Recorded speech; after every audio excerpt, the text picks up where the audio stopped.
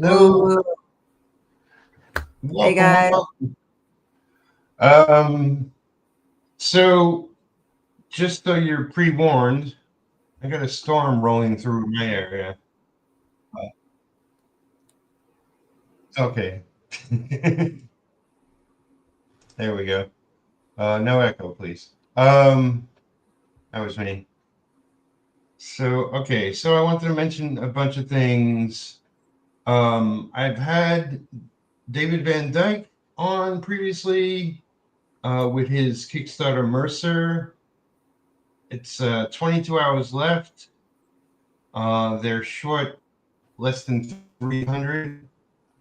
But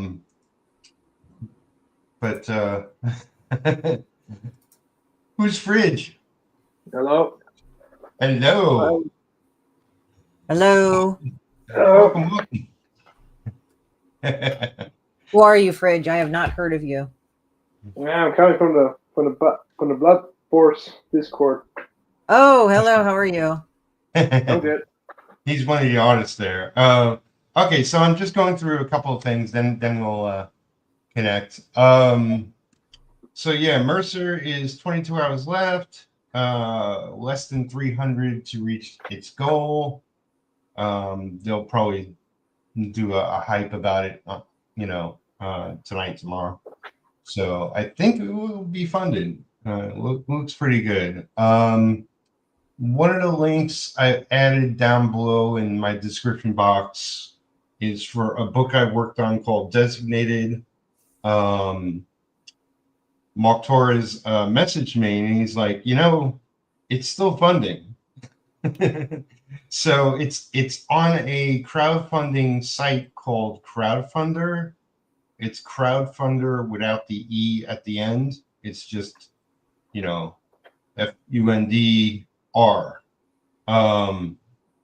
And we got $1,900 and change. We got 44 backers over there. You can still get the book. That's issue 1. We did try to fund issue 2. It was unsuccessful, but Mark Torres is talking with some people and trying to get a publisher for it. And as Montoya, welcome. Hello. I just communicated with Mitch, and he won't be able to make it today, but he could possibly make tomorrow. So I'm also streaming tomorrow as well. What else I got going on? Bunch of things. Yeah, if you're watching this now or later, and if you haven't, like, share the stream, subscribe if you haven't. This is the Blood Force Kickstarter link. It's exactly funded, which is not the best way to go. We want to get it way above funding. So if you haven't already pledged and like 90s comics, it's a parody of that. Go check it out and pledge now or soon. I can actually share it out. How many days does it have it? There's 11 days left. So let me share that. Oh, there's a decent amount of days on that. It's just I like to ask because sometimes there's so many Kickstarters running around. You have to keep track of all the times. Yeah. So this is it. We got 11 days left. Like I said, it's exactly funded. So we want to get it way above that.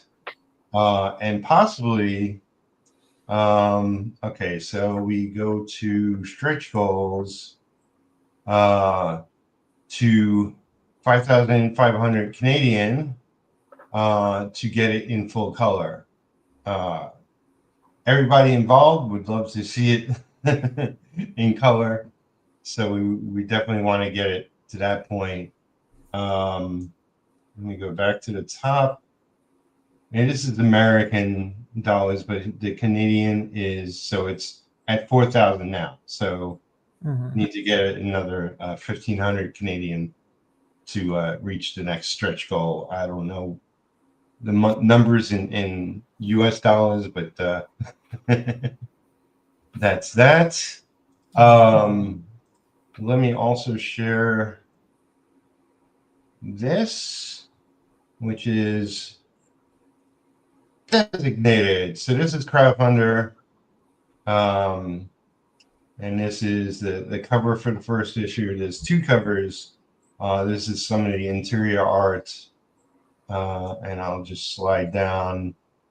If you've never been on Crowdfunder, it's a little different, as different crowdfunding sites are. That's the other cover, by Russ Braun. Does excellent work, and this is the cover I inked, which most people know. And this is some of the interior art, and that was lettered. Bunch of aliens, 2 alien races at war with each other, and these kids get involved and get superpowers. So that's Mark, that's me. George did lettering. Abby was the graphic design, as Russ who did the other cover. There's also, you can go to Mark's YouTube, and he does a reading of the book. I actually haven't checked it out, but I'm here for the comic. Supposedly it's very good. He promoted the hell out of it in New York and all that. And there's a bunch of updates and whatnot. So yeah, so that's designated a book I actually worked on. So let me click at that, and here we are.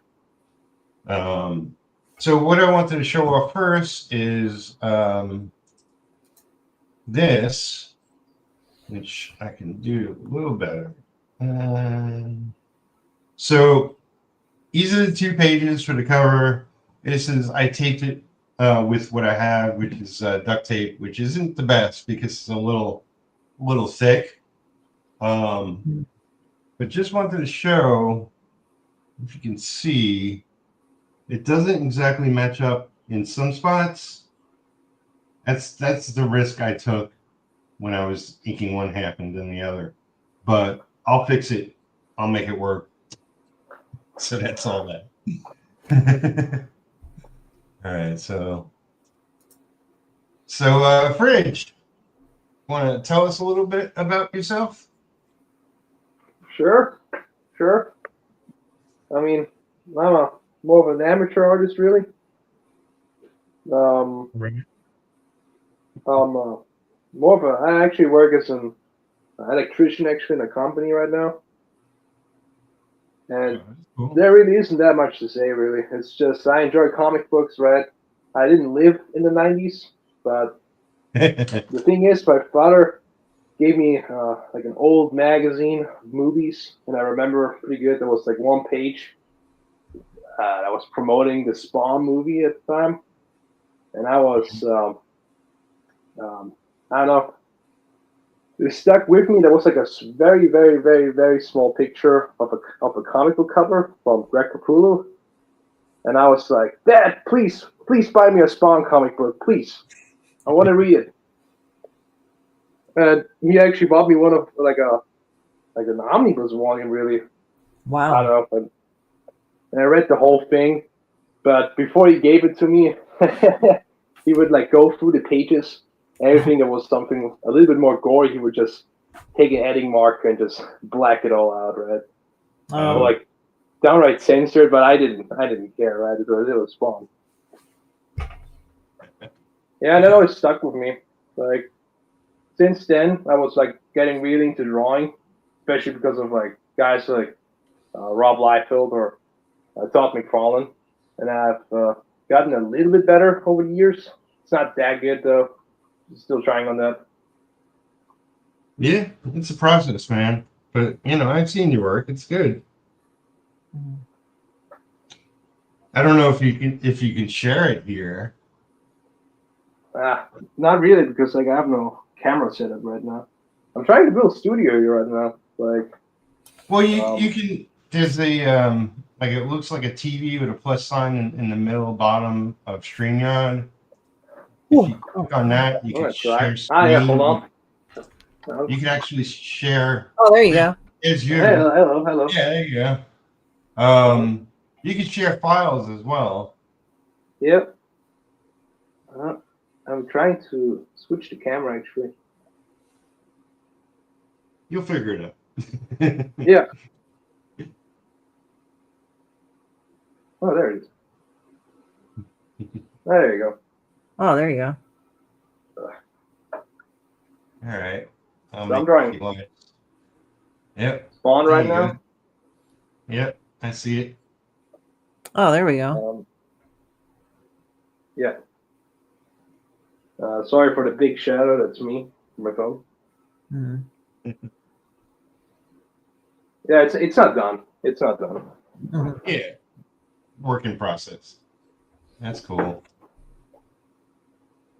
I mean, your stuff looks amazing. Thanks. Is that a drawing from Mitch that you're inking right now?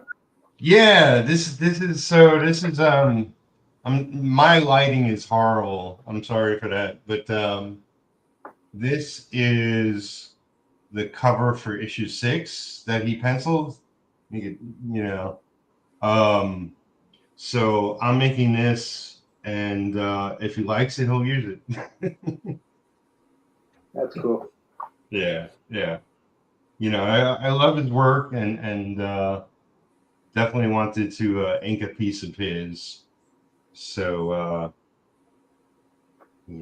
yeah, just gonna work on it and finish it, and give it to him. And if he likes it, he'll get it colored, and it'll be one of the covers for issue 6 when that comes around.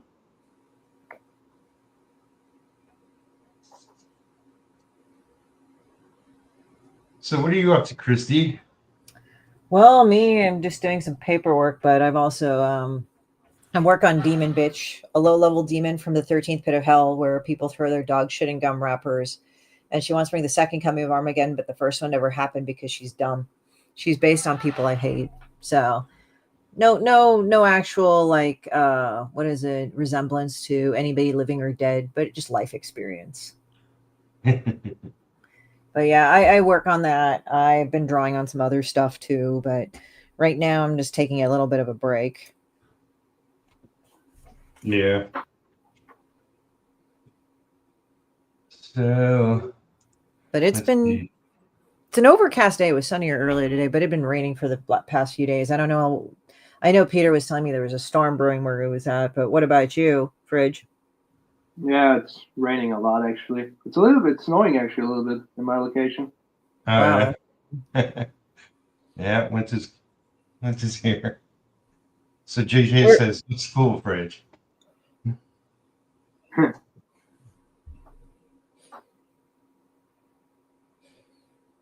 So where's your location, Fridge? If I may ask, you don't need to tell us the exact one, but like I'm from Austria actually. Austria. All the way in Europe. Damn. I've been in Austria. It's fun. I went to the Ringstrassen. Oh. Yeah. It kind of trips me out, like when you're in Vienna or Vienne, I guess that's how you guys would say it. Yeah, Vienna, yeah. Yeah, Vienna, yeah. How would you say it in Austrian German? Vienne? Wien. Just Wien. It has like its own name. Yeah, okay. So what tripped me out, you have buildings hundreds of years old, and then people tag it. And that's like kind of weird to me, because in America, we don't, like, the most, I think the oldest thing we've had is like maybe 1600, and that's only on the East Coast in terms of European architecture. But it was like, I saw that, I was like kind of laughing, like, what? That's like, when I've been to Europe several times. Like, I've been to France, I've been to Spain, I've been to Italy, and it's just sometimes like the tagging puts on a whole new ironic level than it would be in America. Like America, you see it in the big cities or crappy dilapidated buildings, but it's like when we were on the Ringstrasse, I saw some people that had tagged like a side of a building that must have been like 300 years old, like a house. And I'm like, that kind of weirded my brain out in a little bit. But I had the Sasha Tort. I went to the Swarovski flagship. Vienna was really a pretty cool little area. Yeah, I mean, I usually only go to Vienna when there's the Comic-Con there. Yeah, yeah. I mean, I know it's not the only city. I just remember going to Vienna. That's all. For me personally, it's actually a little bit too big of a city. Like I always have trouble finding the subway stations or anything like that in there. I can see why it's confusing because when we were in the Ringstrasse, there were like these walls, like kind of like these weird, like separating walls. And it's like it's very strange because like in America, at least where I'm at, you have the center divider, but it's not so high. And if it's high, it's like the sound barriers. But our stuff is usually straight. It's not in a ring, but I find it interesting. Yeah, totally. Yeah. So, but yeah, it's Europe. It's interesting when you go there. But like he's like in the major metropolitan area that was like, well, he grew up there, Peter. It's New York City. I can't fathom it, and I'm in Los Angeles, so Yeah, New York. I was gonna say, yeah, it was really storming really loud before, and then just a little while ago, I heard the heavy rain coming down. Now I hear nothing, but supposedly it's it's 4 o'clock here now. It's supposed to rain consistently until like 2 a.m. So fun. I think it's actually cleared us up for here, but snow. It's like snow is a weird concept to me because California doesn't get snow except in the mountains. Right. It's kind of weird. It's like because I came from Chicago as a little kid, so that's like windy city there. So Yeah, I've only been to Chicago once for a convention. Didn't go, like, the convention was on the outskirts of Chicago, so didn't go really into Chicago. But it looked nice. There's a joke like about Chicago. It's like so are you from Chicago or you were from outside of Chicago? Because it's like you're in the suburbs and stuff. So yeah. Yeah, I mean that's just like Manhattan and Brooklyn. I'm from Brooklyn. As a kid, I would always like dream of going to New York one day. It's so close but so far, especially as a young kid. And I think the first time I went there, my dad took me and Jimmy to a comic convention in Manhattan. Whoa, sorry. It was in a hotel. I forget which hotel it was, but big New York comic convention in the 70s, maybe. Whatever was happening back then. How long has NYCC been going on? Because that's the big convention I know. And then there's Big Apple Comic Con, I think. That's another one. Yeah, I mean, they've both been going on a long time. I'm not sure if they switched hands or whatever, but as some do. I think it might have been New York Comic Con. It's like my brother has a better head for details. And Jimmy? Yeah. That would be Jimmy. Okay. Yeah. And definitely, like, he remembers all the things. I barely remember anything. Hey, Genuine Comics, what's up? But yeah. Hey. Yeah. Wow. We were making fun of the rain. Like they called it the atmospheric river. It's like, okay, just say it's raining heavily or we have a wet front or whatever, like whatever they used to say. It's like atmospheric river. What is this? It's like, what the heck is this about? They always Sorry. changing terms and whatnot. Yeah. I'm just looking at like the Trader Joe's, what they're offering right now. I'm like, so California. I know Trader Joe's is everywhere in America, but I just am like, oh, hey. We don't have, we don't have one in town. I mean, there might be one in Louisville. Yeah, because I know because my friend in New York, he's from Long Island, and he talks about how he goes to Trader Joe's all the fucking time. So I know there's one in New York. They have a bunch in Manhattan for sure. Yeah, I mean Manhattan definitely would have it, and I don't know. Long Island would probably have it, right? Long Island's pretty developed, I would say, because a lot of people. Yeah. Yeah. I would think they would. Yeah. Oh, you said that? I watched You said, oh, go on, sorry. somebody, a YouTuber who's in New York, and she goes to Trader Joe's like all the time. Yeah, like in California, like, oh, and it's funny because like, okay, so we started getting an Aldi's here. I don't know if they probably have an Aldi's in New York City, but we started getting an Aldi's here in California, and Aldi's I think is German, correct, Fridge, or is it Austrian? I know there's a difference. I know it's not the same. Can I hear the question again? Aldi's, it's is it German, right? Is it a German supermarket? We're getting an Aldi. We have Aldi's here. Yeah, I mean, I know what you mean. They're like, I think it's a company, and in Germany, in Austria, it's like the same company but like with different names. I think in Germany it's Aldi, and in Austria it's called Hofer. Like, Ulta, yeah, like I'm not sure why, but I know it's the same company because they have the exact same logo. It's just a different name.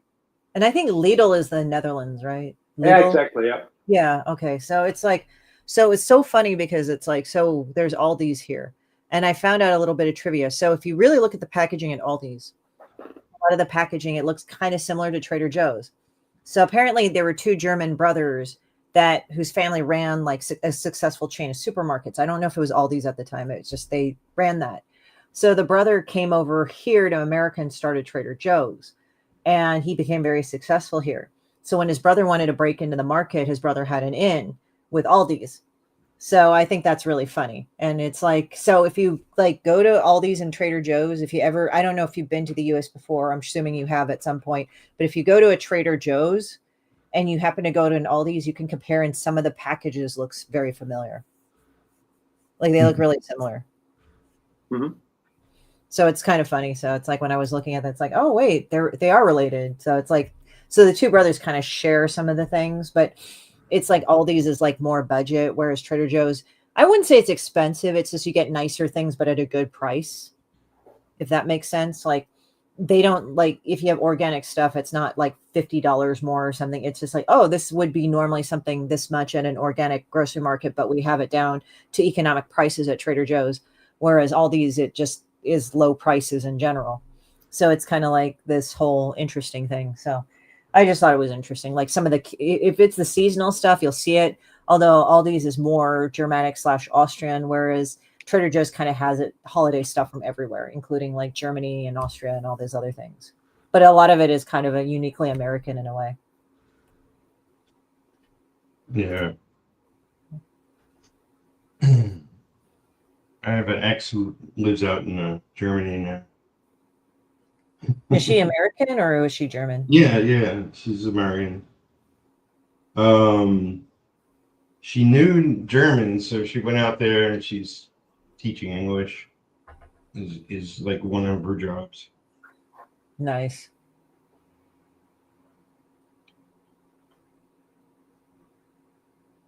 So what else is going on today? Oh, here, and did I put it in here? Let's see. No, I think I have to do this. Image. Let's see if I could find it. No, that's the wrong one. I will tell of a weird little tale that I had because I went on a tour group that toured Eastern Europe, and Vienna and Germany were part of that tour. Oh, there we go. Oh, we were talking about this earlier. Yeah, this is something I found on Reddit that Ed Piscar posted, I guess, years ago. Jack Kirby career stats. I shared this on LinkedIn, and a couple of people were like, well, people's work-life balance is toxic. It's like, well, artists and everybody writers has their own point of view of it. Yeah, writers and artists are like wanting to do writers and artists, they kind of, I think we get a little obsessive with our work. Sometimes we just get really into it. But it's kind of good to kind of step away from it, because I think I've seen too many creatives go like, oh, but I don't have it in me right now. It's like, yeah, because your brain is tired, dude. Take a rest. Yeah. Stop trying to pump out shit all the time. It's not a great like, you know, like I know people in business and they have the same sort of ambition and drive, and you know, like they're constantly working, and that's their life. That's what makes them happy. Like, you know, it's like art makes me happy, so I work a lot.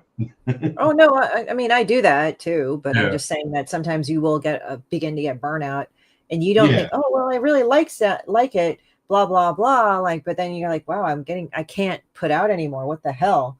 And then so when you go, and that's why I just said you need to step away from it for a moment to some people, because they're like, oh, I don't know why I used to love it and now I can't really put out anything good. I said, you probably need to take a break for a few days, dude. Just hang out and do something else, you know. That is true. I mean, like a month ago, I think I had an art block or something.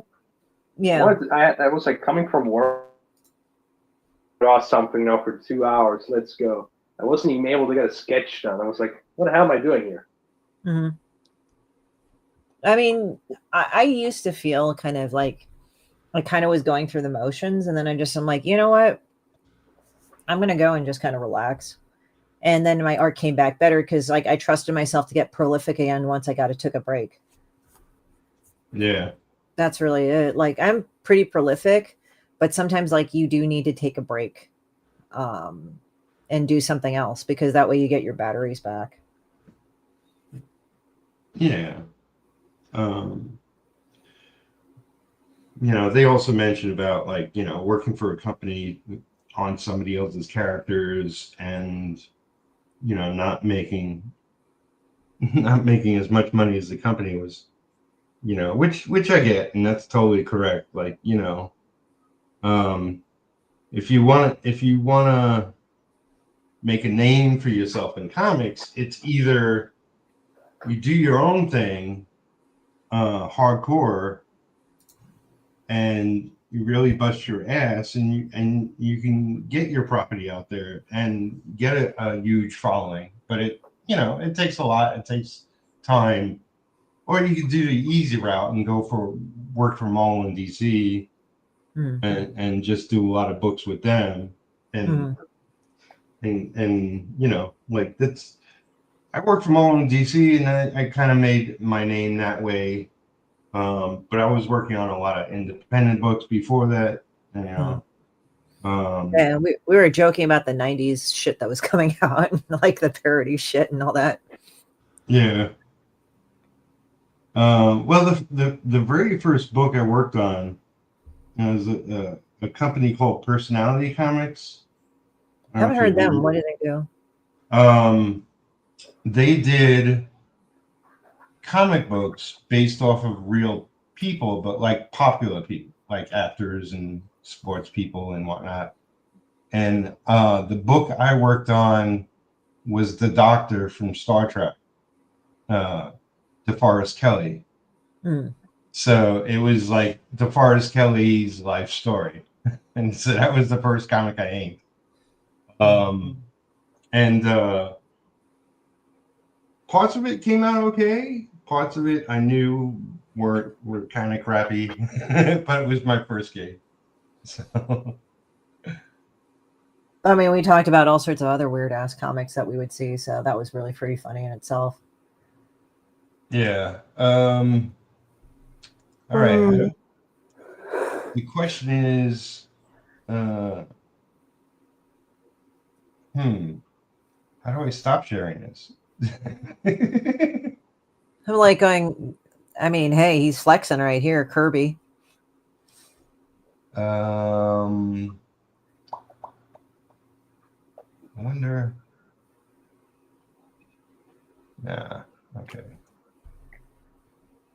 How? We do this. Dude. Oh, there it goes. It's gone. I might as well keep this screen. Oh, there you go. I mean, you're drawing. That's the most center of action right there. Yeah. Let's see. If I do that. That's not better. I don't know. My lighting sucks. It's like I gotta see, but also, the best picture for the screen.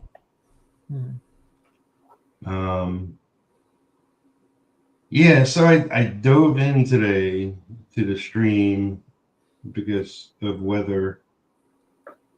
And I'm blanking. It's like I got nothing to talk about, really.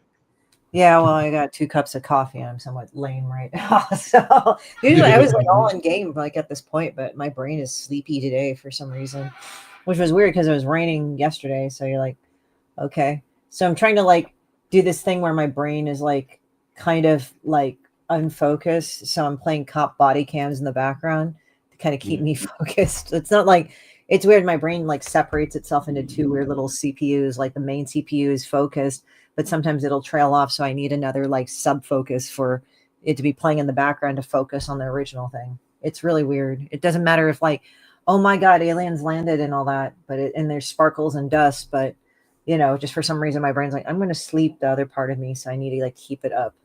All right.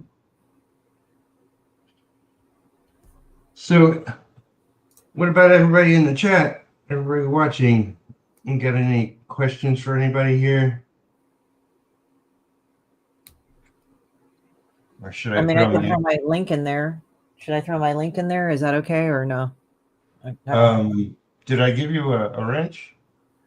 I think I have a wrench. I just didn't know if it was okay because I know you're putting attention to the Kickstarter. So it's I can throw my link in there. Can you do it in the chat? Are you capable? I should be able to. Let's see. You have to open the YouTube channel.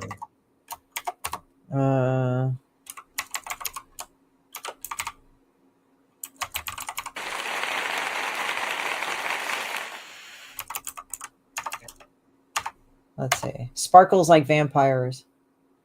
Oh, for some reason I don't have the wrench this time. I had the wrench yesterday. Okay, make a comment right in the chat, and I'll give you a wrench when you pop up. I did.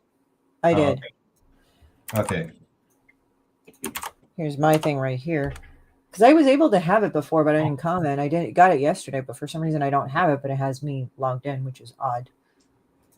Oh, I see. I see what I do. Sparkles like vampires. Oh my God. When they were playing Twilight, I was watching it. And it's like, it's not the best movie, but it was kind of okay. Like, all right. Okay, yeah, this is fine. It's watchable. And then when Edward says, I must show myself, and he stood out in the sunlight and he sparkled, I just closed my laptop and turned it off. I was like, fuck you. I'm not dealing with that. I mean, in Anne Rice, like the vampires are supposed to kind of have diamond hard skin as they get older, but it was just it was lame.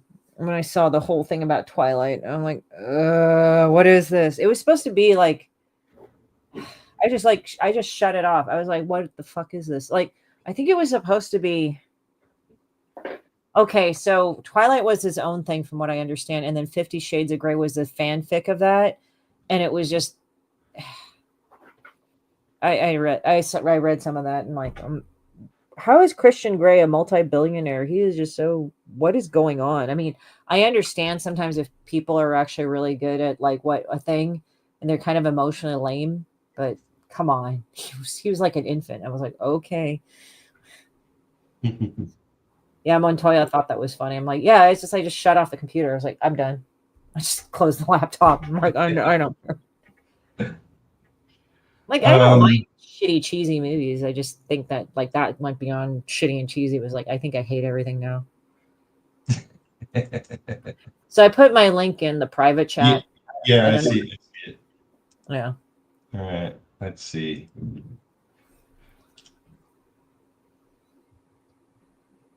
There we go. And it's storming outside. I kind of don't hear it. It's weird. It's like, yeah, it's really loud. It's like I don't hear the background. That's good because I don't have headphones on. My headphones broke.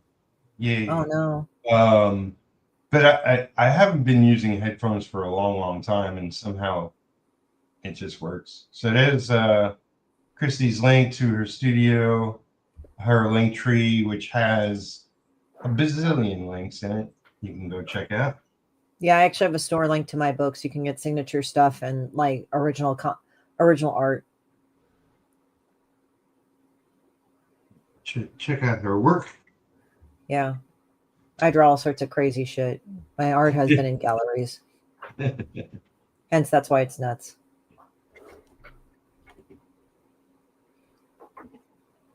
Or I do commissions as well. Yeah. So I folded up the cover because I prefer just to work on one side. Working with a board, you know, like that big is just too wide.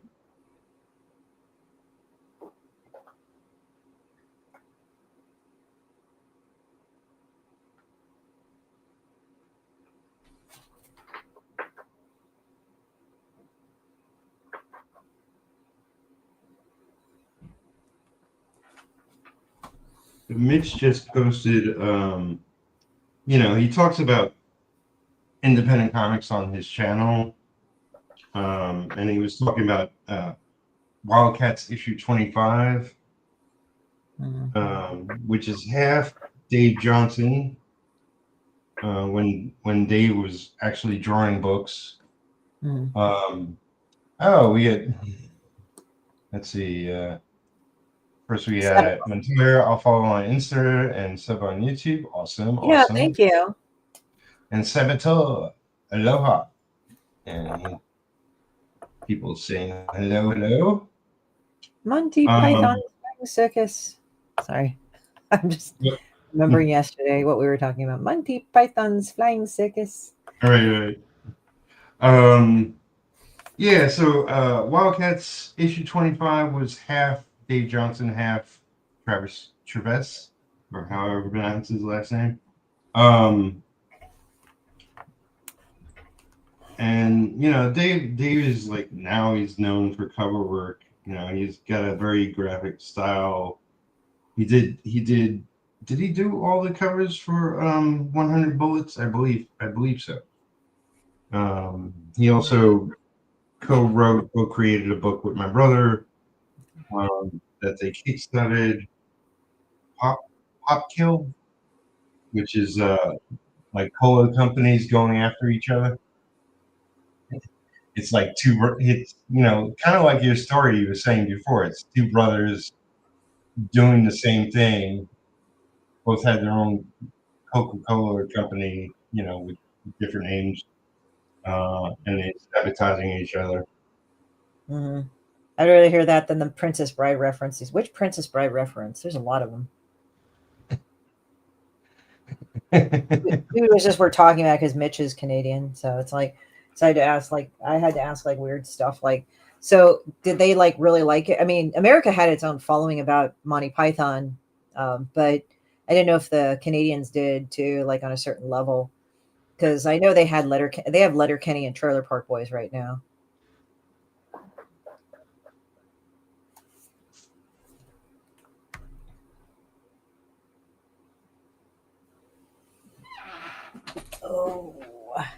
That one, You Killed My Father. Yeah, I know, that's really overdone. I get annoyed with that. I just like to say Monty Python's Flying Circus. I don't know why I would just repeat until I was very annoying. Although that could be debated on how many times you repeat that, and it would be annoying. It could be like just twice. It's like with my name, I get all the connections. Right. Yeah. Peter Pumpkin Eater, and so many others. Oh yeah. It is dirty. Or like Monty Python would say naughty all the time, like naughty. Naughty Python. Naughty. You just write naughty on it, like naughty. It's like, and it is extremely naughty. It's like this is extremely nasty, but we can't sue you for that. We can't cite you for this one. And then when I was, go on. Sorry. Go ahead. Oh no, I was just remembering also Fridge, like when he said he was from Austria, and I was thinking of like the Eastern European tour that I had.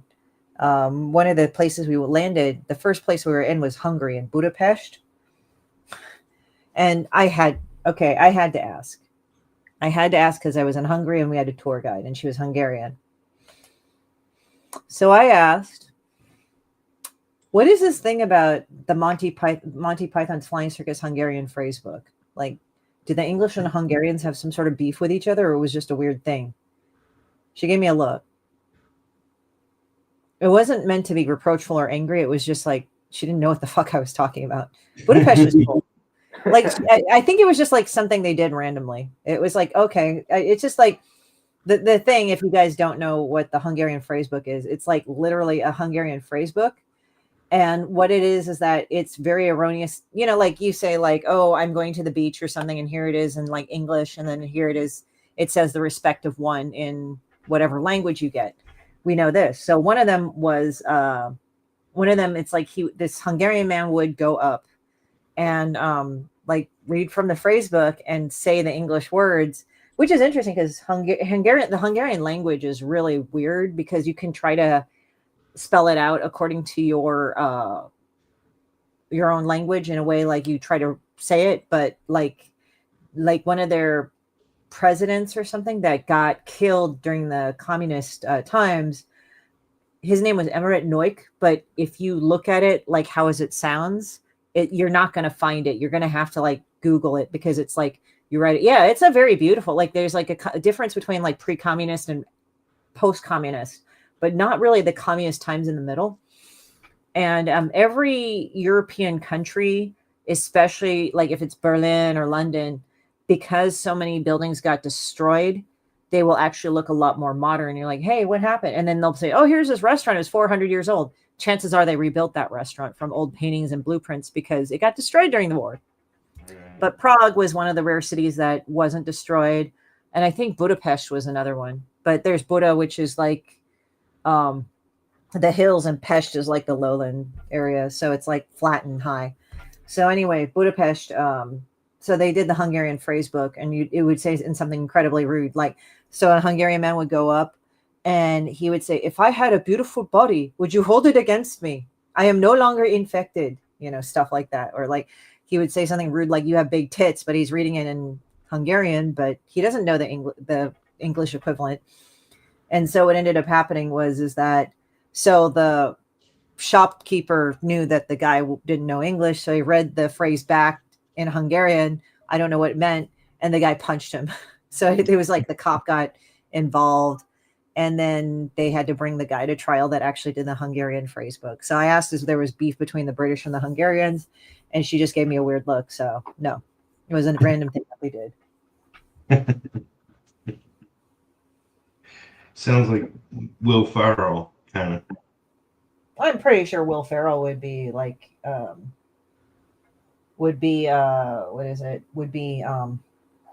probably be influenced by it. I know SNL back in the day and Monty Python used to cross over each other a lot in the 70s and 80s. Right. Prague is beautiful too. God, love those places. Yeah, it's very ancient.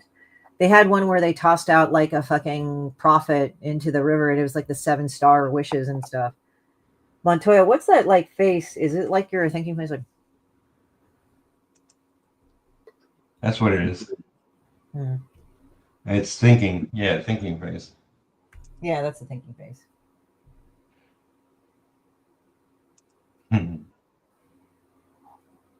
I'm reading some morbid shit that popped up on here. That's really weird. That's nuts. We don't want no morbid shit on my channel. No, I won't. I know it's about anatomy, but yeah, I know.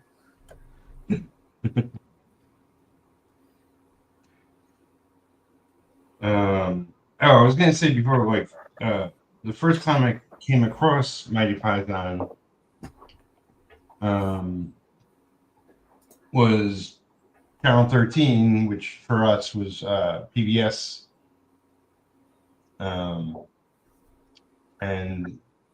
it was just bizarre. Like PBS was usually, you know, like Sesame Street and all the educational shows and whatnot, and then Monty Python shows up late at night or something. I forget exactly.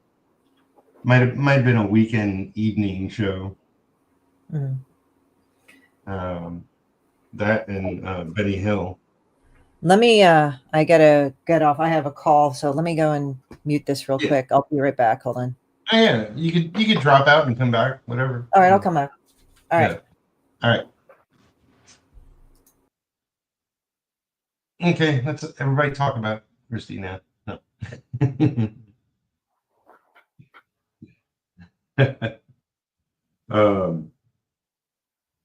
Yeah, so like for anybody that doesn't hear what's going on, like I'm getting random thunder and heavy rain on and off. I was just worrying before the show, like, you know, I've never had the electricity go out while I was streaming, but I've been wise about not jumping into a stream if it was crazy outside. Oh, welcome, K-Bot Junkie. She'll be back. Just went to go make a call. Are you East Coast? I have thunder too. Yeah, technically I'm still East Coast. I'm in Kentucky. 76 Cebu. Wait, I missed one. First time I seen Monty Python on TV, I was a kid. It was too scary for me. It could be that mix or rain and snow here. Yeah. Yeah, it's getting winter weather. JJ rain here too. I'm in Indiana. Yeah, you're just north of me.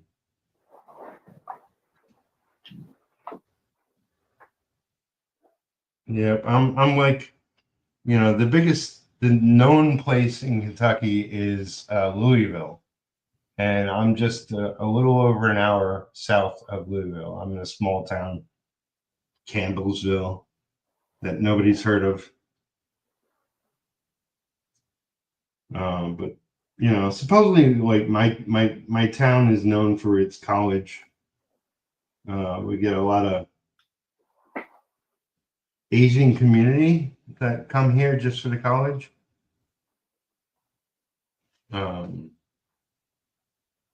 It's funny.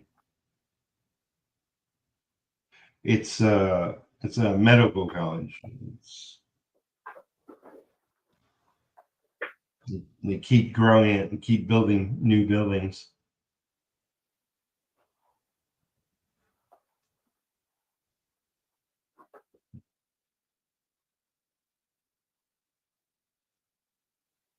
I don't like it.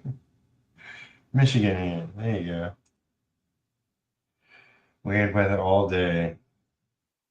So you're up north. Midwest people in Michigan, Midwest. Looking like rain is coming here, nothing yet. Same. Yeah, you know, it's like I love the sound of thunder.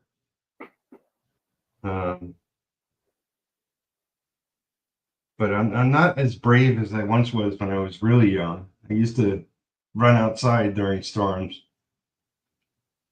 You know, I remember one year I was, you know, I used to go upstate with my family when I was really young. Used to go to bungalow colonies and camp and all that jazz. And there was a tornado warning. So me and my friends ran out to the baseball field and waiting for it. Waiting for the tornado. That always amazes me, dude, because like in Austria we don't have tornadoes or anything like that. Yeah, well, you know, nothing showed up, so you know, we were just stupid kids. Like if it was a real tornado, we would have been screwed. But did you like have to do like school drills for tornadoes, or was that like not a thing? I don't remember doing anything like that. I mean, I grew up in New York, and we didn't have tornadoes or even earthquakes, for that matter. So I don't remember any like, I'm sure we were aware like they had some sort of drill for just a regular alarm kind of thing that they did once in a while for any sort of unpredictable events or whatever, Mm-hmm. like fire alarms and stuff like that. Yeah. But I don't remember having a tornado alarm. We in Austria, we don't have drills or anything like that, but No. like I don't know, like I heard some rumors, right, that they want to do like what was it, like school shooting drills in the future, because like one time, like a few months ago, like in a village, one dude shot like a school up, right? Super tragic. That was sad because we really don't have this kind of stuff actually, like never. Like that was like the first time ever that I personally witnessed, right? Yeah, it's as they become more and more frequent, it's just a sad part of reality. Yeah.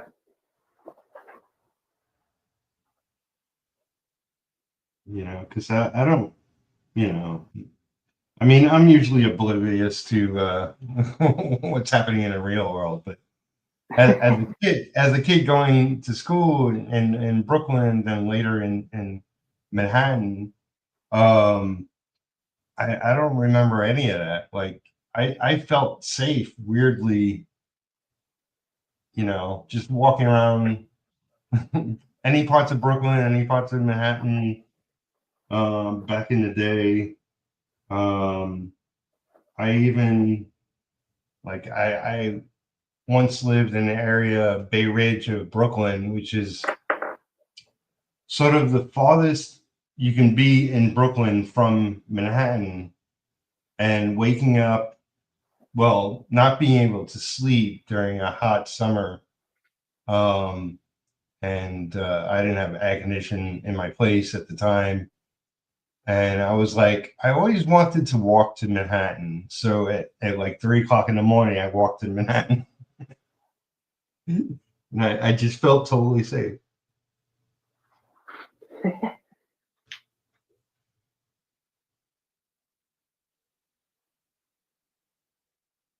So Saboteurs, we did duck and cover.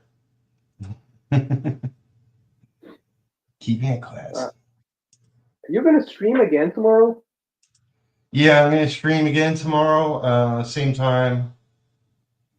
I'm gonna try because I gotta watch Predator Badlands with my father. Oh, awesome. I haven't seen it yet, but that I movie love is the so director. good. Yeah. Dan Trachtenberg, yeah, that's Yeah. I used to watch him. He did a show years and years ago. Well, it was like a podcast called The Totally Rad Show with two friends of his. It was a hilarious show. I don't know if you could find it online anymore.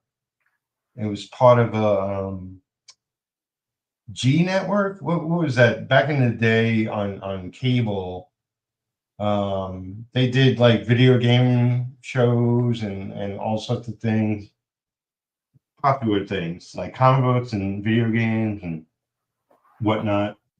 And their Totally Rad Show was excellent. It was great, and I'm really happy for him that he's developed into quite the director. it's pretty crazy. I mean, he made like what 3 Predator movies in 5 years? Yeah, I mean, there was a void. It was like nobody else was getting it right, so somebody had to come in and do it, do a good job. Yeah, but like from my perspective, he like completely saved like the franchise from retirement because like the movie before that was like what was it called? It was either The Predator or was like Predator Upgrade. I don't remember right, but like nah, that movie was not good. Like I'm sorry, I didn't enjoy it too much. that was Shane Black, who I love. You know, he's done a lot of popular stuff like Kiss Kiss Bang Bang. He did the Lethal Weapon movies. He did The Last Boy Scout. You know, because he's written as well as directed. He was the first screenwriter to get $1 million for a screenplay, and that was The Last Boy Scout. But yeah, his Predator movie was like, meh. You know, it would have been great if it was done back in the 90s, but for today's audience, it just didn't work. Yeah.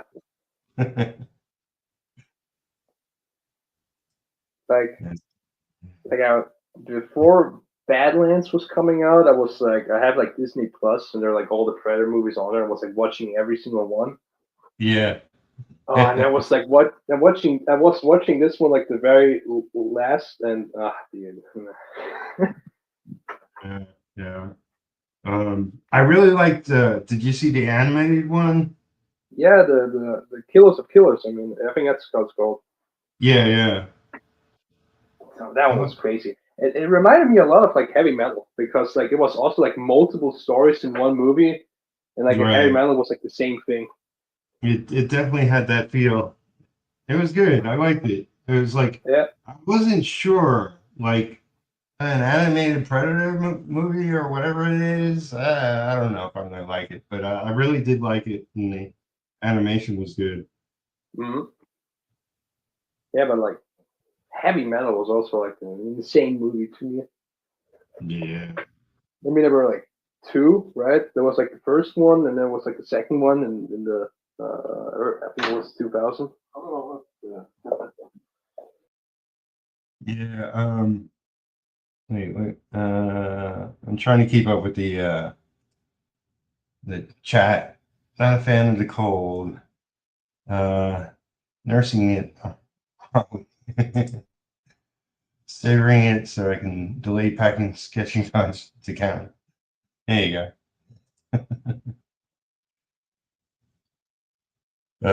Yeah, I love coffee.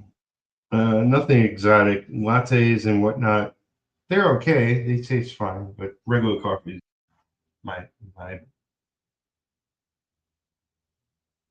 pleasure. And I thought I heard somebody come in. Oh, you dropped out. Yeah, sorry. No problem. Oh, wrong one. Here, we'll do that.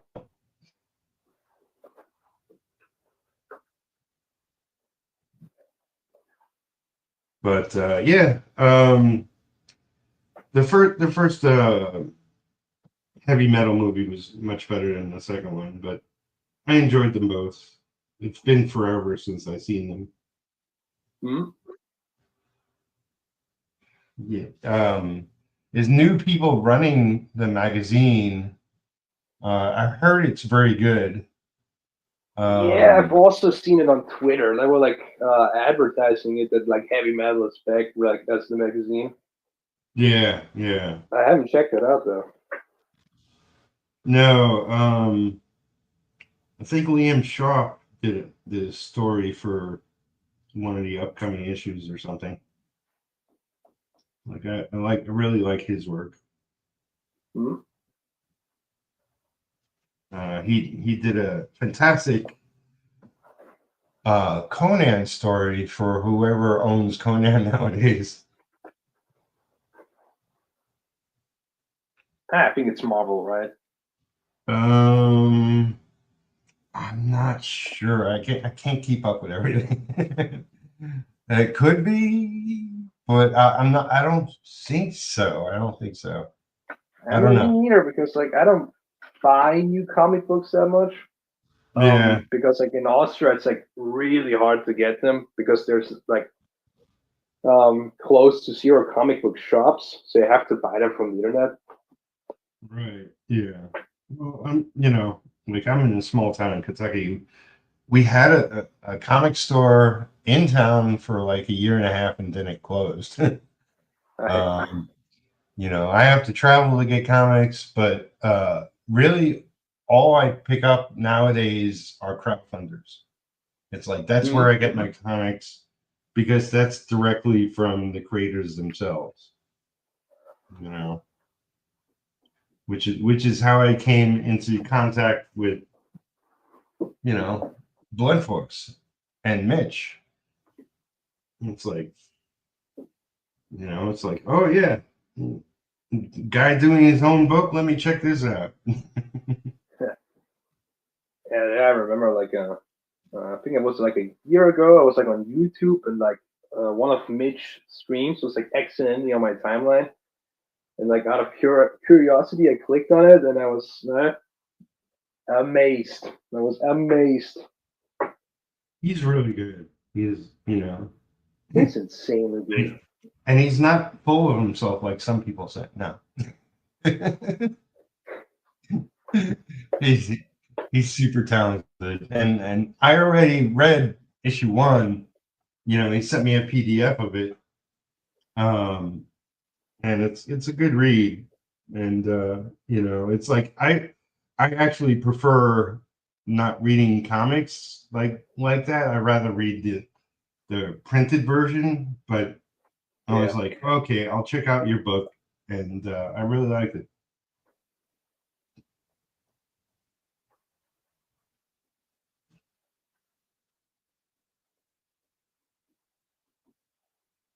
It's definitely like I love that era of comics. You know, I grew up reading like a lot from the 70s and 80s, and there's a lot of great stuff in that. But the 90s, you know, the artwork just blew up, like got so much better, and you know, a lot of the writing wasn't as good, but like I was always a fan of the art first, so it worked for me. Yeah, I mean, I'm more like in the age group for like the newer comic books, like what's it's called, like Absolute Batman. Yeah, it's. But yeah, I've always like preferred the '90s artwork just because of like I don't know the veins and muscles and stuff like that. Yeah. So K-pop says they launched a Kickstarter for the Covers book and a few other coffee table style things. That's heavy metal, I believe she's talking about there. I think Conan is Marvel. I don't think Conan is Marvel anymore. Yeah. Same, or just do 60s, 80s stuff. Yeah. DC has some fun, wacky 60s stuff. Oh yeah, like 50s, 60s, and DC Comics did all the weird things. 90s was just fine. Absolutely. Haven't bought a comic in a while, but I want to check out Finch's new comic. Yeah. Finch's new comic looks amazing. It's called Skinbreaker. Skinbreaker. Yeah, it looks amazing. But you know, like when you're able to spend 8 years on a comic, it should freaking look amazing. I mean, it's all done, right? Like, yeah, it's fully done. You know, it's funny. Okay, so Finch took 8 years to work on Skinbreaker. Mark Silvestri also took 8 years to work on that Batman book he did. And both are amazing for sure. Like both are definitely like I want the large collection of both books, you know. Inferior 5 is the best. Inferior 5, I not ringing a bell. Who's that by? Inferior 5. Heavy metal did a few kicks. Are you making a joke? Artist edition is coming out for Deadly Duo. Oh, awesome. Old school DC's parody. Oh, okay. Inferior 5 is some vague memory.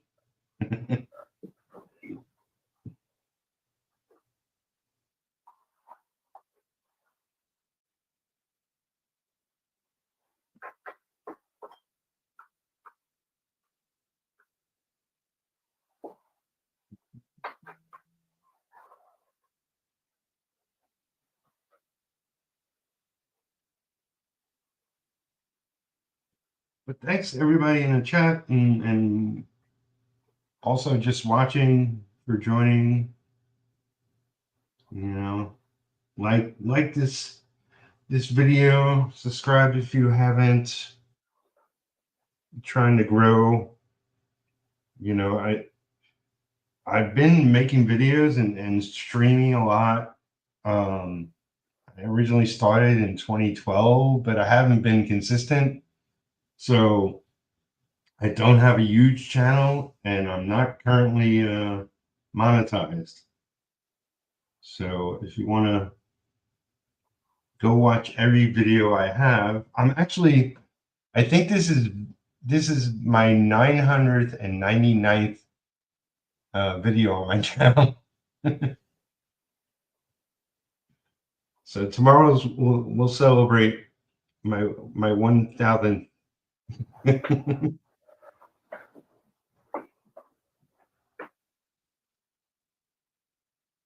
But it would be cool to be monetized at some point. I don't think it's happening anytime soon, but I could try.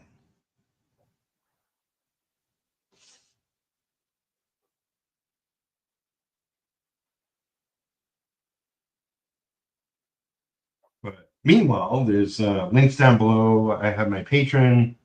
I'm going to be working on a comic of my own creation with a co-writer, my friend Jay.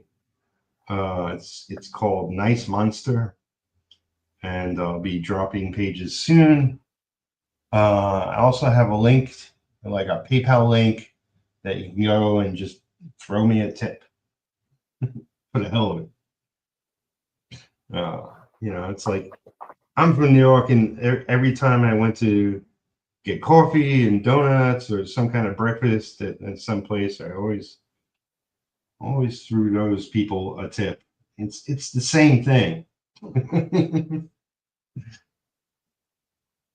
not giving you coffee or a breakfast burrito, but it's just like.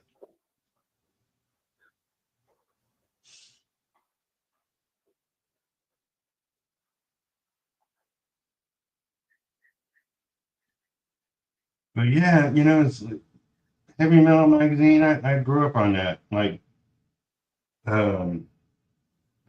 heavily influenced by a lot of that.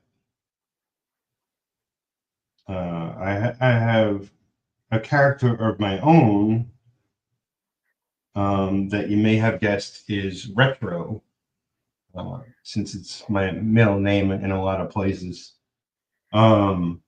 And he's inspired by comics from the 60s to the 90s, but also Heavy Metal Magazine was a big influence. And just a lot of things just in my own demented mind.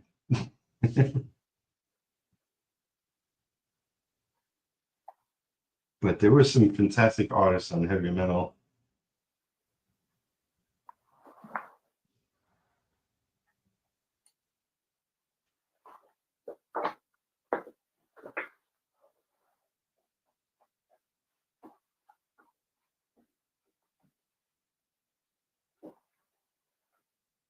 All right, I gotta go now.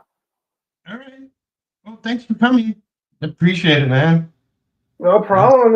I'm gonna probably be there tomorrow too. Excellent, Bridge. Thanks so much. Have a good day. No problem. Goodbye. All right, bye. All right. Christy will be back at some point. So let me catch up. Okay, yeah. This is where I left off. Really? Now since they came back, they've been doing Kickstarter. Yep. Yes, Mystery talked about it during a few interviews last week.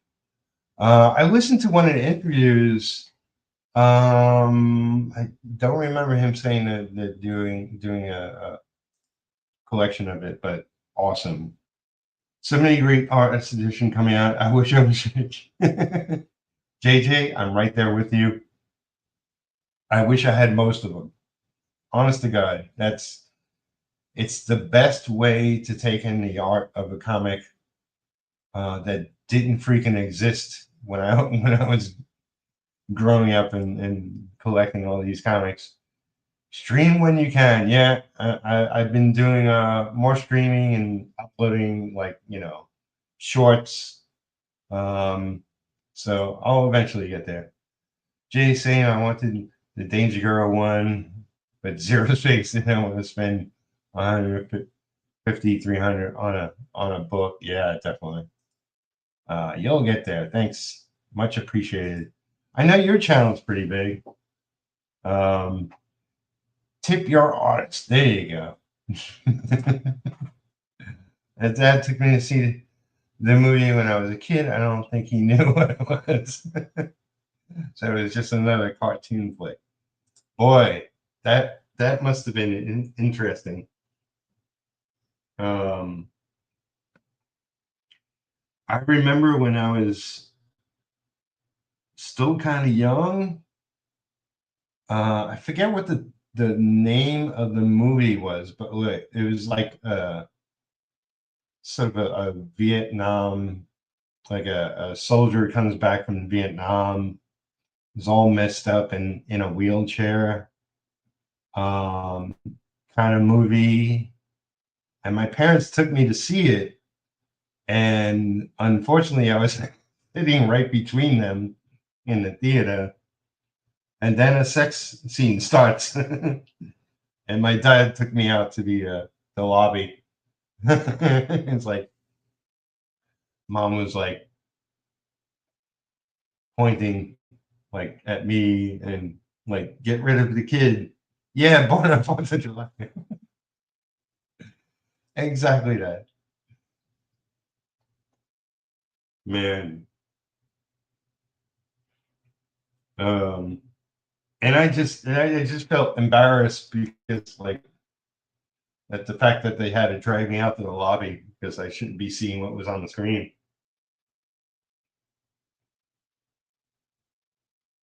I mean, it's like I probably would have enjoyed it if my parents were there. But that's a chance you take when you see a film with both your parents.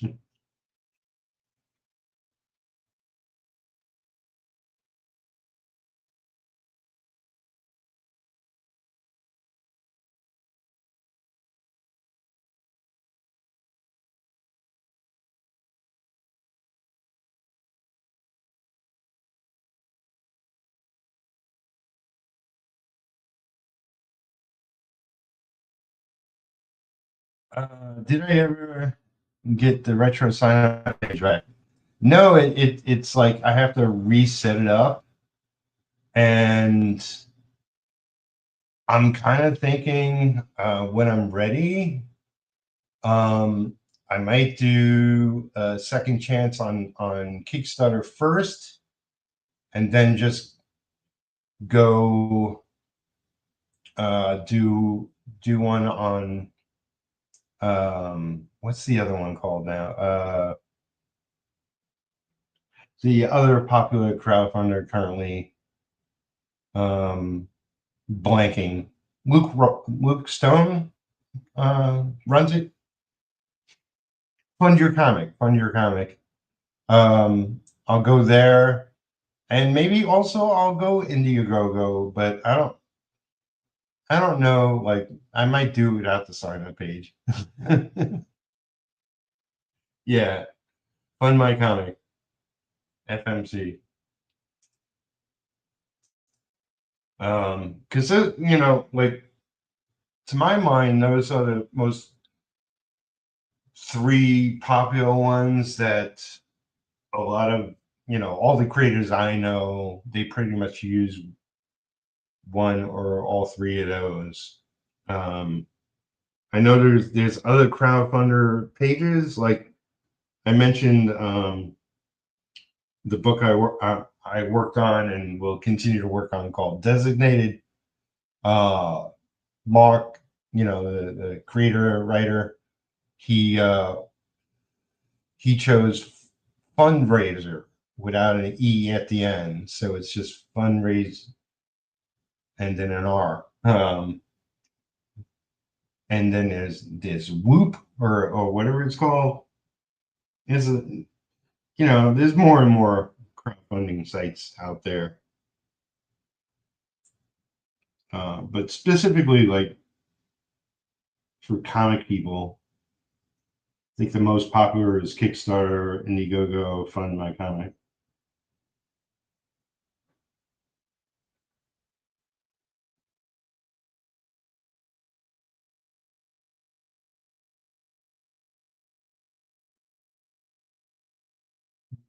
So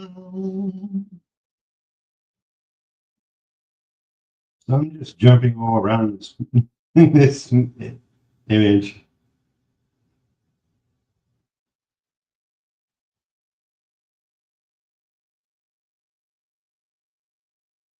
It's different working during a stream. It's like I'm definitely not as focused on what the hell I'm doing. Zoop, that's the other one. Zoop, there it is.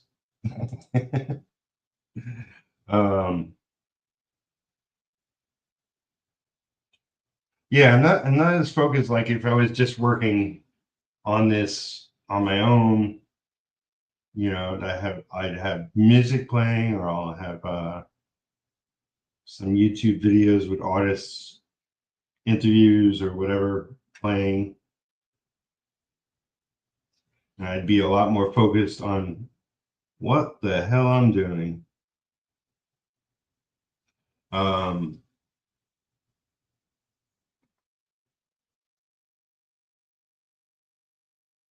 But I mean, sometimes that's a good thing. Like sometimes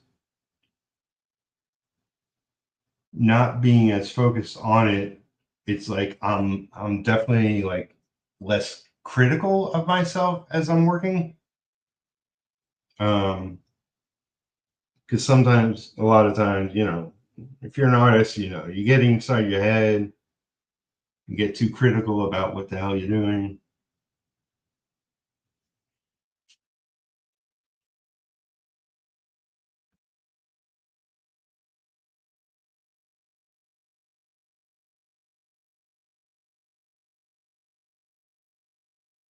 Sometimes I do my best work when I'm not thinking about it. Which kind of sounds a little bad, but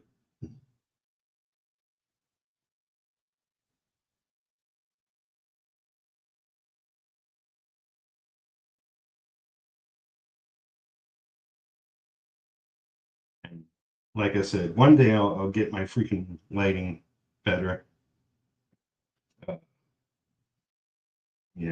I got a ton of things that are going to cost me money. I can't really put money to it right now.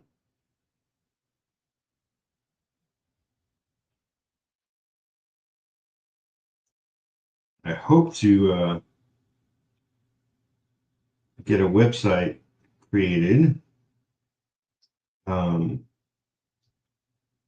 Of all this time in the comic industry, and I don't have my own website. It's long overdue, and I might actually do better business once I do. Thanks, mentor. I appreciate it. Mitch, I love his style, and I love the way he inks. But it is like a million thin lines. So I'm actually giving his work a little bit of a different look by going a bit chunky.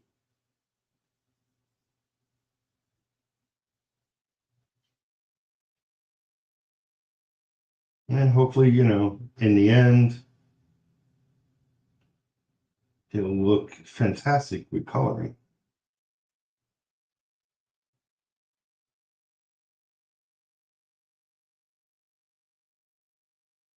And what I should do is because my lighting's so bad, I should I should scan it so people could actually see what the hell I've done. Because it's right now it's like a lot of disconnected lines and whatnot.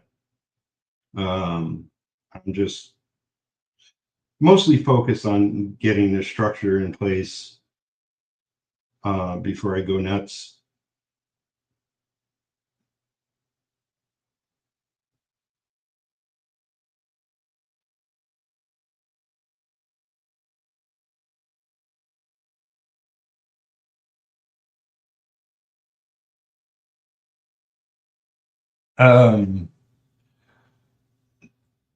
Just you know, for me and my things, you know, where you can go and like I have a stack of comics. It's not huge, but stuff I worked on.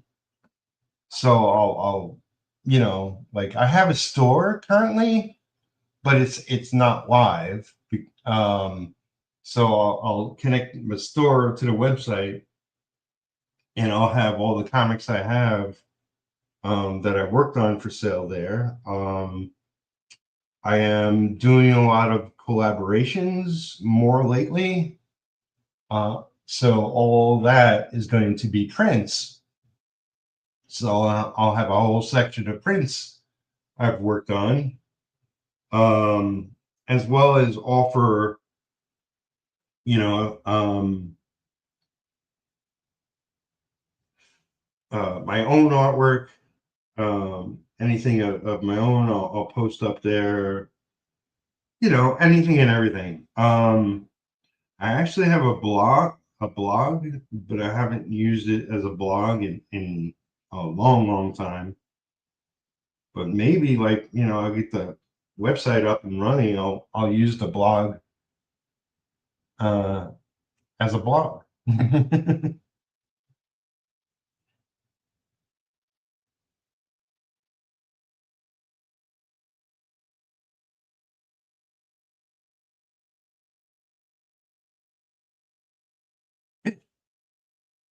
Monty? You guys are funny.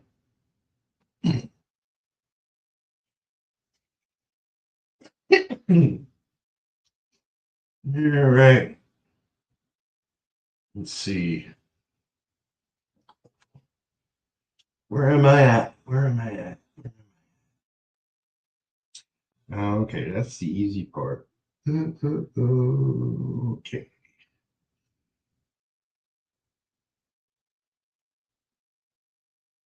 All right.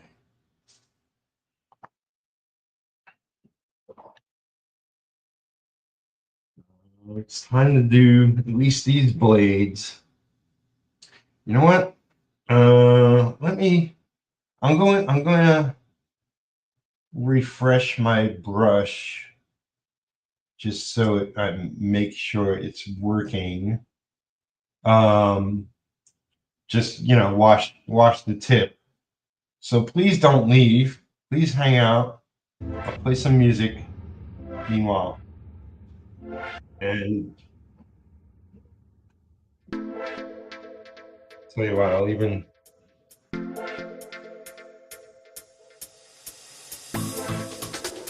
turn out the lights. You can actually see it better. I'll be right back.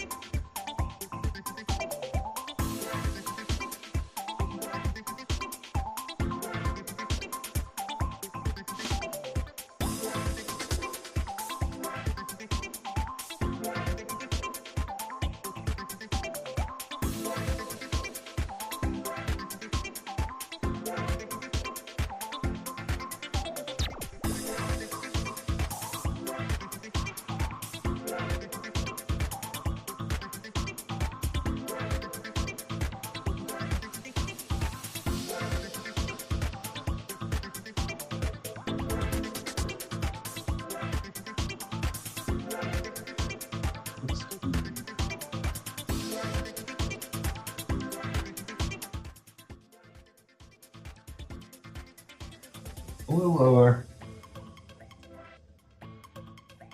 And I'm back. Who's that?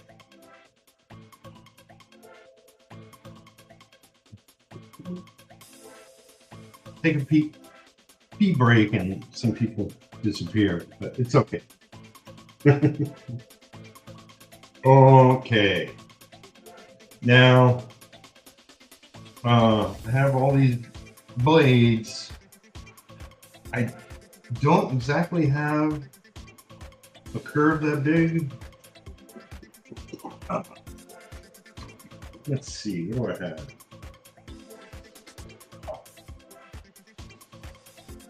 This. That won't cut it. Well, I could fake it with that. The only other one I have is this. That's kind of close. Huh. But that means I have to work on my repair graphs. Oh, why did I bring this in? So I just cleaned my brush a little bit. Sometimes using it, the ink, which I use the Doc Martens Black Star ink, which I recommend if you're traditional like me. It's a really good ink. It comes out black. I like my finish to be a matte finish.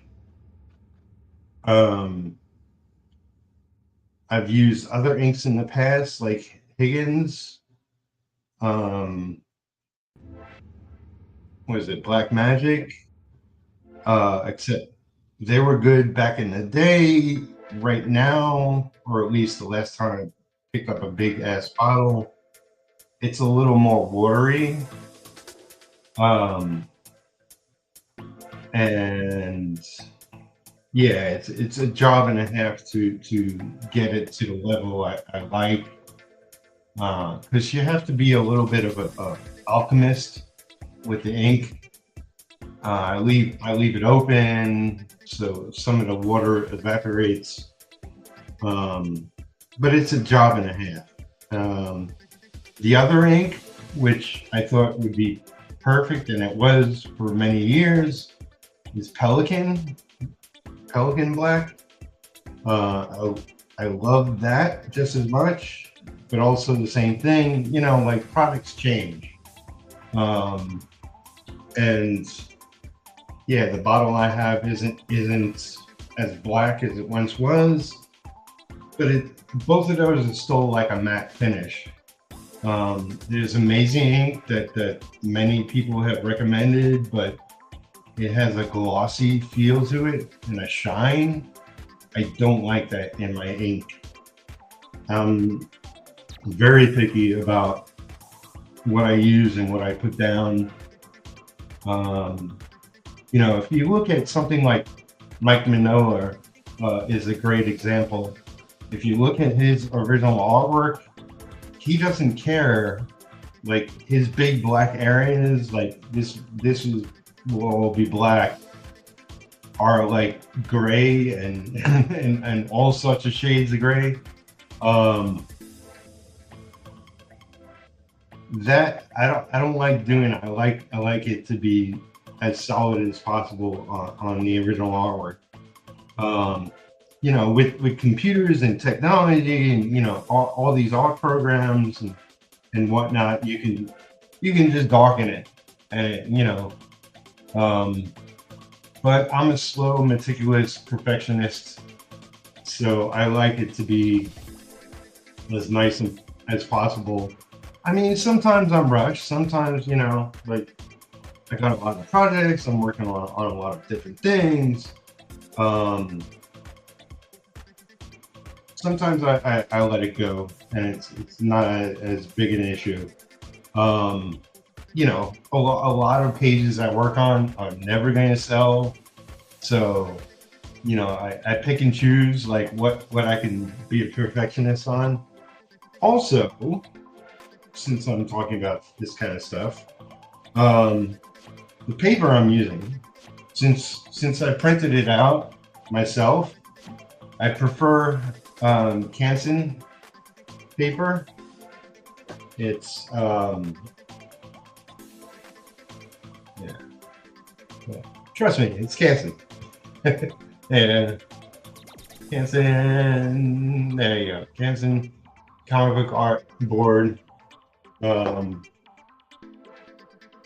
This paper I like the best.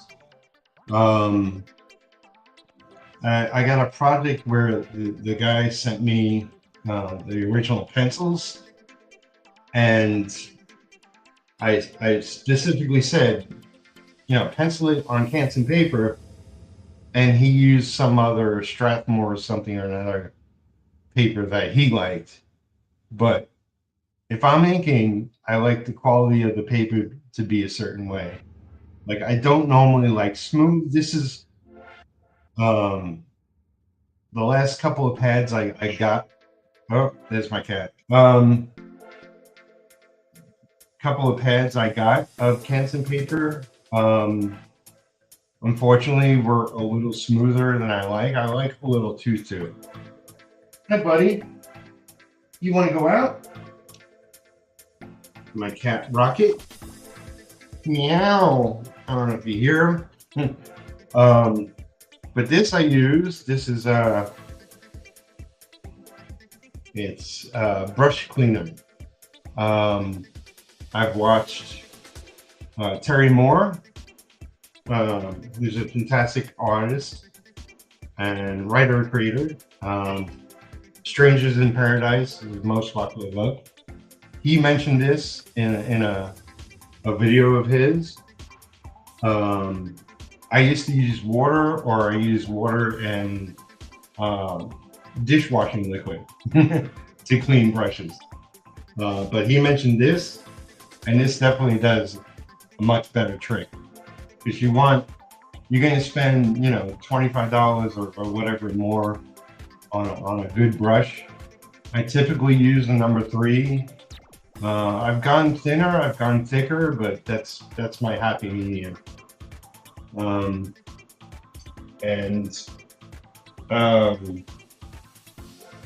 Yes, meow meow. You want to go out? Meow. He's talking to me. Go out. We can stop raining. No problem. Look at that. Look at that.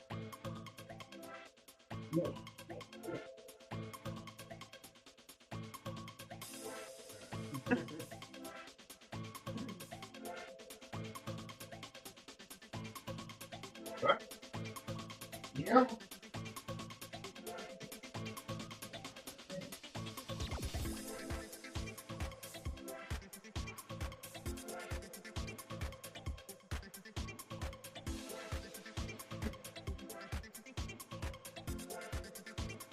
Yeah. So,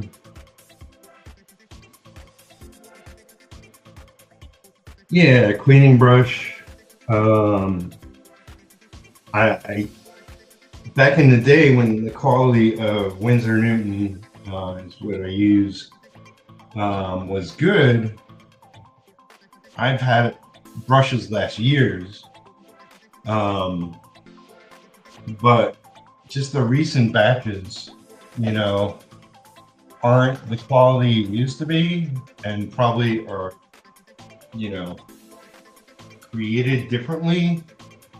I I like to keep extras around, like fresh ones,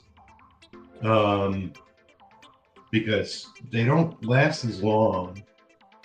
So if you're better at cleaning them, then they last a little bit longer. Traditional is a lot of work. Digital can be difficult, and I think I've gotten better with it. Still trying to learn a traditional way, though. Not as easy as it looks. Yeah, it's like I do want to try digital at one point, but it's never going to be my thing. I like traditional too much. I will be doing digital with my coloring, which is something I got to learn how to do. But I got an iPad and I got Procreate, and I've watched a small batch of videos so far, and looks pretty easy. You know, I think I pretty much understand the concept of it. I just got to learn all the buttons and how to do things. But traditional is fun. It's like I've been doing this just over 34 years, and I haven't gotten tired of it. The only thing is, you know, it's time consuming, and digital is faster. And I've seen, especially with pencilers, I've seen pencilers, you know, like all of the videos, the reels, the shorts, the full-length videos of them doing a drawing from scratch, from nothing, and manipulating it as they draw it. And you can resize things and you can move things. Like, I have a tendency not to get the eye straight and shit like that. And so it's much easier digital. Plus you can have, you know, you could put your reference right next to the drawing you're doing, and all kinds of tricks. So that's my 2 cents, and that's my lesson for today. I don't know, stuff, things. I got a spring for some better brushes myself. Yeah, it's, you know, they cost a lot, and you know, if you go through them like butter, which sometimes happens, it can be a royal pain. You know, and I wouldn't say I'm the best at cleaning brushes, even after all this time. You know, sometimes I don't clean a brush right away. Sometimes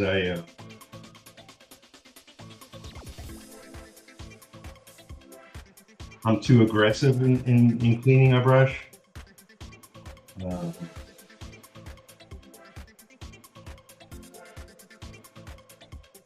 So you can easily destroy a brush with minimal effort, and that kind of always sucks. No.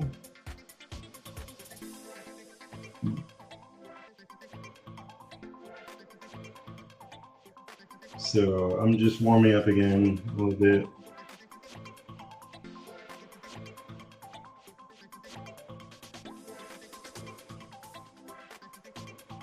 So I was expecting Chrissy to be back, but she might not be able to be back today. But tomorrow, Mitch will be here, and maybe some other people. I'll see who is available to hang out while I work.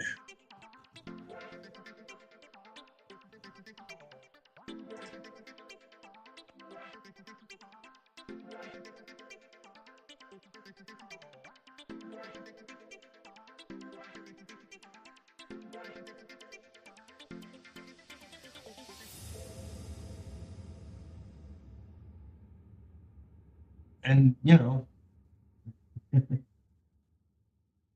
let's see. Can using microns or brush pens consider cheating? I mean, like, you know, years ago I would have been totally against it, but, you know, it's really like, at the end of the day, it's what it comes out looking like. I prefer, like, if I'm going to buy some original artwork, if I'm going to spend some real money to buy some real artwork, I'd lean towards picking up artwork that was either, you know, done in brush or quill. That's just a preference. But Mitch is a great example of somebody who does amazing artwork, and he doesn't use, you know, brushes or whatever. Like, I think that's like one of our original conversations. I was like trying to talk him into using a brush. Because he was talking about inking on one or a couple of his videos. Well, inkers specifically, and I guess I was trying to school him on, you know, it's kind of a real job, and I mean, you know, he knew it was a real job, but just like, you know, the original term for inker was embellisher, or one of the things they originally called it back in the day. And that's more accurate. Like, you know, it's definitely, you know, what I'm doing is inking, but also embellishing as I go. And depending on, you know, like, I've worked on, my cat is just sneaking up behind me, so give me a second. Do you want to go out, buddy? Come on. Come on.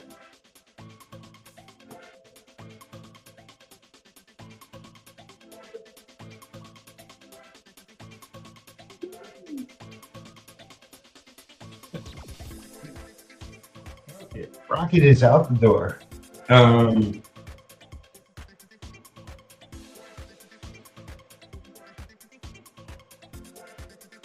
Makes me nervous when he's just like cleaning himself right behind me. Unfortunately, I'm in a small apartment at the moment and don't have a separate studio space. So he roams as he pleases, and he loves jumping on my desk. Not while I'm working.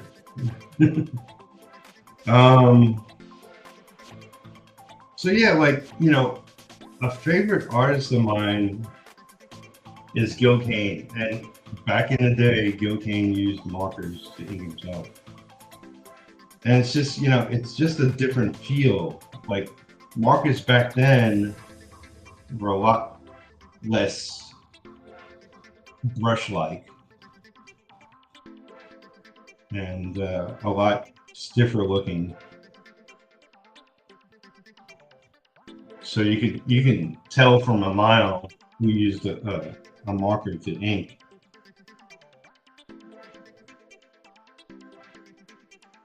But it's not cheating. I mean, like, however you do it, however you make art, you make art. I personally choose to use use a brush or a quill, rapidiographs. Although I am using markers for small things nowadays, so it's all of the art classes I've had from high school to college, and none of the teachers went over cleaning and maintaining the tools. Really, that's shocking. That's shocking because, like, even if you're just doing like painting or whatever, like you gotta clean the brushes. Otherwise, they become rocks and useless, and you're totally wasting money, throwing money out the door. That's crazy.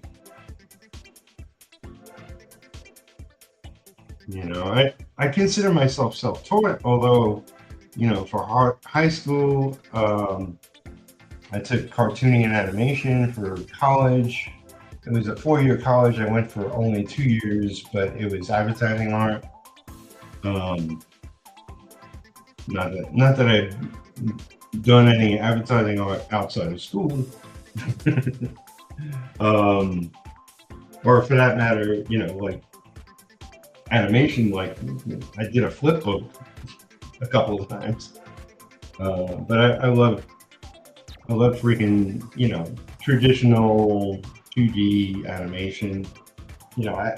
I also love the 3D animation, but I don't see myself getting into all of that. It's like I barely have time to do the things I want without learning 100 other skills. For me, coloring is going to be the next skill I add to my roster.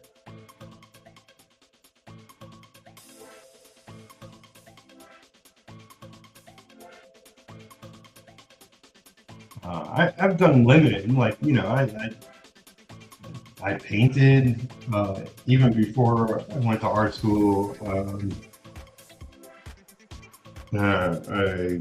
done acrylic, I've done watercolor. I love both of those.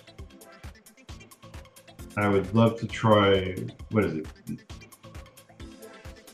Guiche, or whatever the hell the other form of painting. That's not the name of it. I'm totally getting it. But I don't want to do oils, but I would like to dabble at, in it.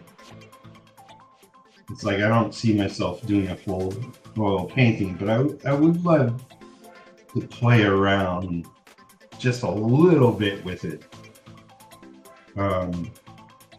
Maybe if I, go to somebody else's studio that dabbles, that, does more than dabble, does actually oil paints all the time, I'll use their equipment and try oil. But, so I'm not a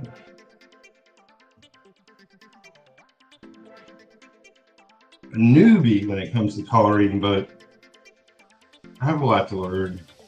Much like, penciling, like I've drawn all my life, but unless you really give something focus, it's not really acquiring a skill. So as far as me drawing comics, as to me just making comics, I know I need a couple of books under my belt, which is why I'm, doing that on my Patreon page. Like, I'll be penciling pages, co-writing with a friend of mine, reading, and I also have a couple of penciling gigs lined up. So I got too much work, but I don't have enough money coming, which is the eternal struggle of freelance. But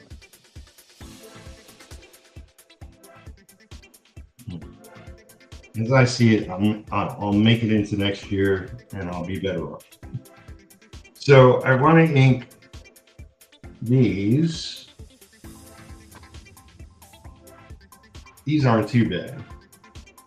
Anything with longer strokes, like I tend to do short strokes, is just a little more thought goes into it. And I hate working off a page because, you know, it's like,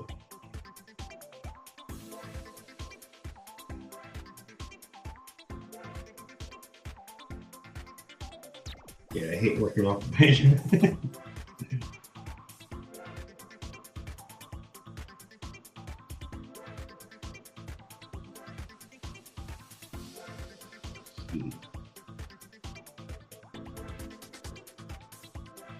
All right.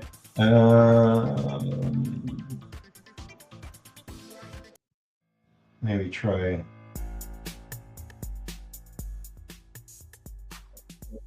Blue, lower. Yeah,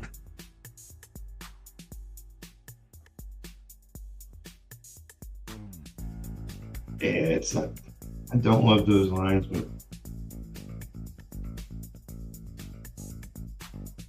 yeah, it's just the fact that they're coming off the page.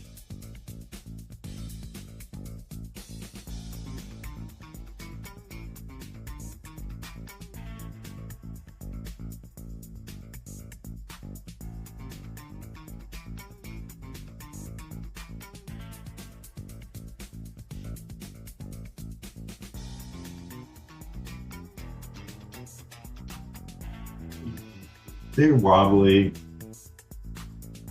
This is not the way you should be doing this.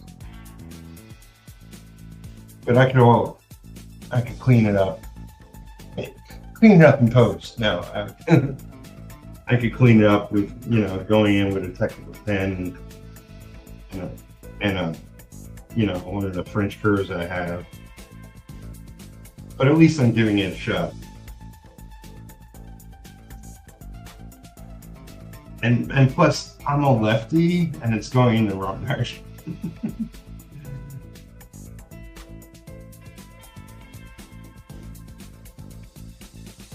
I think the other side of the cover, even though there's a longer blades, you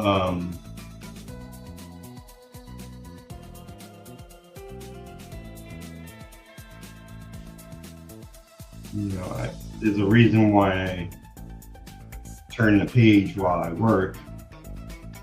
Just my hand is used to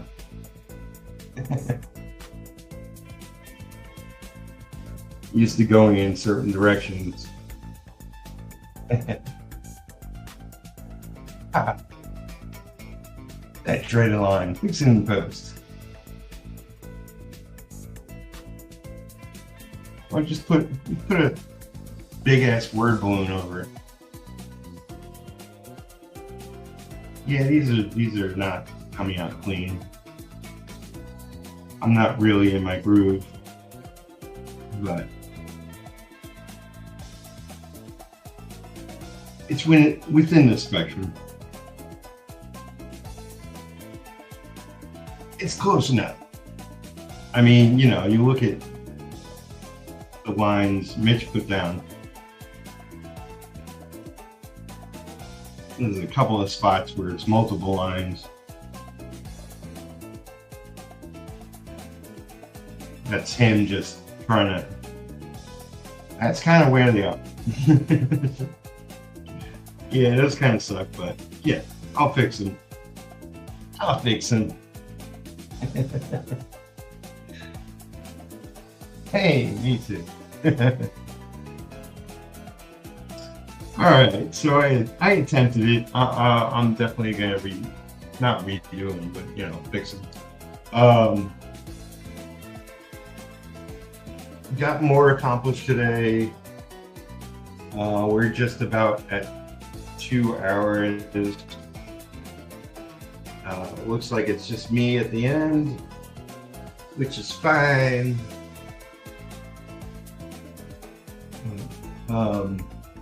Can I turn it off? Let's see. Hold on. No, not there. I don't even know where stuff is anymore. Let's see. No, logo.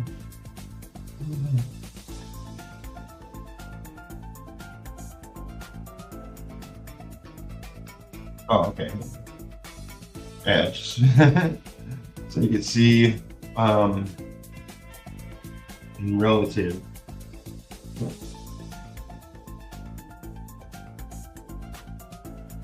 Let's see without my shadow.